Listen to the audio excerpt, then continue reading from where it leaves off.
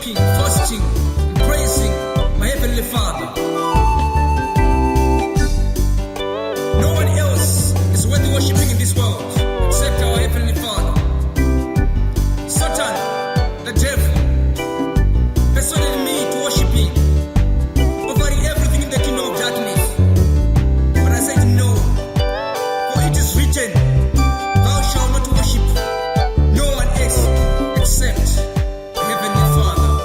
Amen.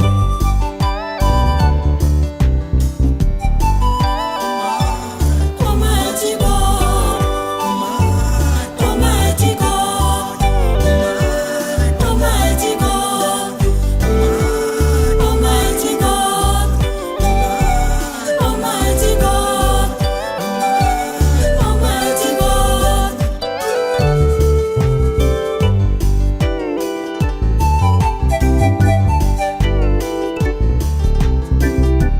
The devil came to me and presented temptations unto me, saying, if you are the real Son of God, take these stones unto bread and satisfy your hunger.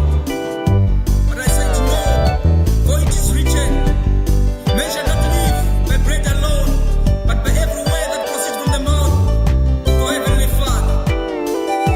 For 40 days, 40 nights, Moses was at Mount Sinai without food nor water, but he survived.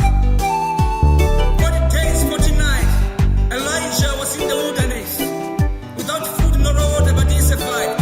It becomes clear to me that man does not survive by bread alone, but by every word that proceeds from the mouth of the Father.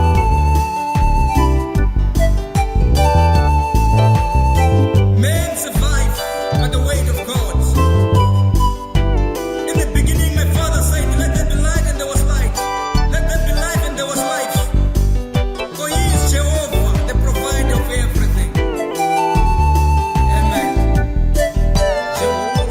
Jehovah Jireh, Jehovah Shammah, Jehovah Jehovah Jireh, Jehovah Shammah, Jehovah Jireh, Jehovah Shammah.